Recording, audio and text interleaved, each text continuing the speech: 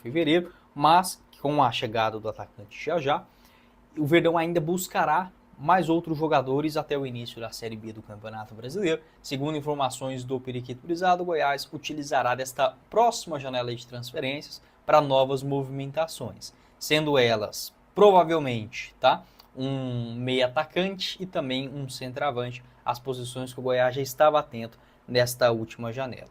Essa brecha da CBF para os jogadores que estavam inscritos nos estaduais desta atual temporada, eles ainda podem fechar com os clubes das séries A, B e C entre o dia 10 de março a 11 de abril. Então o Goiás terá essa nova chance para contratar jogadores e tendo a posição de centroavante juntamente com o camisa 10 como essas prioridades, e eu vejo como muito necessário. O Goiás ele tem até um time interessante, um time até bem encaixado na questão de plantel, ou seja, opções, um zagueiro reserva, um meia para disputar a posição, um camisa 8, um volante, um ponta, mas que nessas posições vitais de você criar jogadas, você encontrar um goleador, um cara que chama a responsabilidade na 10, o Goiás ainda não tem. Então precisa buscar isso urgentemente no mercado, tendo os seus centroavantes principalmente, decepcionando nessa temporada, o Edu apenas um gol, o Facundo Barceló 2 e o Brenner Herculano até agora não desencantou. Então é muito pouco, tá? Muito pouco para quem pensa em subir. E o Goiás ele precisa tirar esta ideia na cabeça de contratar muitos jogadores com pouca qualidade.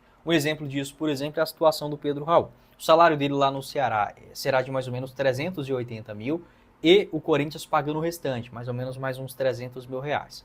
Se o Goiás utilizar os salários pagos ao Edu, ao Facundo Barceló e ao Brenner Herculano, mais esse centroavante que vai chegar ainda, eu garanto para vocês, daria para trazer o Pedro Raul, mas é sempre aquela mesma história. O Goiás ele prefere apostar em jogadores de 50, 70, 100 mil reais, que você sabe que não vai resolver, a não ser que um raio caia na serrinha, isso sabe, seria um milagre, não vai acontecer, mas o Goiás ele ainda segue com esta linha de pensamento, ao invés de contratar um jogador que chegaria para resolver. E esses nomes do mercado, eles são sim escassos, tá? Um jogador que eu gostaria muito de ver no Goiás é o Renato Kaiser. Ele já foi procurado em outros momentos. Eu vi alguns torcedores se questionando se existe alguma negociação. Pelo que eu apurei, eu estou gravando esse vídeo ainda no finalzinho da manhã, no começo da tarde, dessa sexta-feira. Ainda não tem, tá? Não existe um interesse, uma movimentação para o Renato Kaiser ser contratado. Um jogador que vem entrando em campo até com uma certa frequência lá no Fortaleza nesse ano.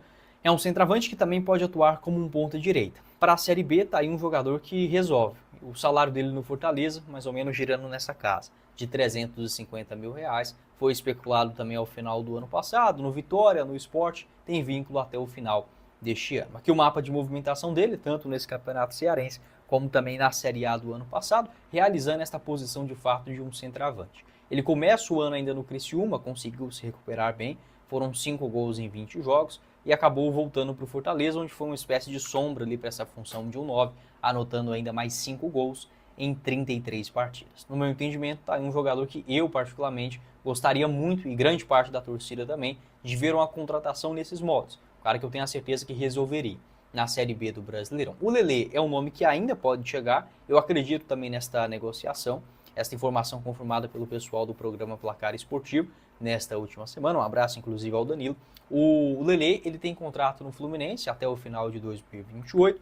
Também já foi procurado pelo Goiás na temporada de 2023, após se destacar pelo Volta Redonda. Recentemente esteve na mira do Ceará, acabou não fechando por lá.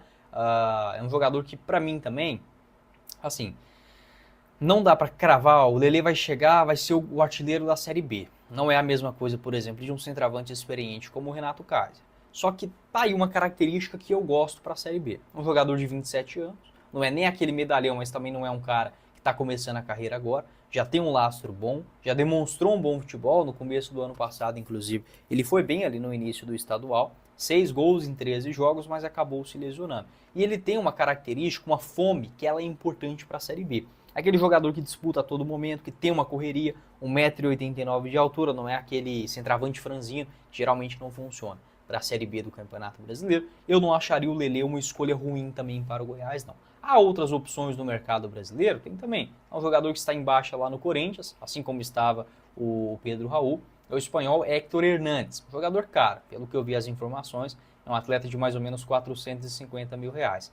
Eu prefiro, nesse momento, não inventar muita moda. Claro, eu gostaria de ter o Hector Hernandes aqui na Serrinha. Mas entre ele, por exemplo, ou o Pedro Raul, eu preferiria o Pedro Raul. Entre ele ou o Renato Kais, eu preferiria o Renato Kais. Mas há outras opções também, digamos, mais alternativas, menos conhecidas no futebol brasileiro e sul-americano, que também estão dando sopa. Em 6 jogos até agora, o Espanhol foi titular em apenas 2 delas, tem contrato até o final de 2026 e até o presente momento não conseguiu cair nas graças da torcida. E falando sobre uma outra opção também, essa livre no mercado sul-americano, um jogador também que eu acharia interessante, claro, preferiria já trazer um cara que já estivesse acostumado aqui com o futebol brasileiro, mas é um jogador que chama a atenção pelos seus bons números lá no México. O Harold Preciado, colombiano, 30 anos, centroavante que tem 1,85 m de altura. Na última temporada pelo Santos Laguna, ele realizou 26 jogos e marcou 17 gols, além de 3 assistências. A questão é que ele não entra em campo já tem um tempo.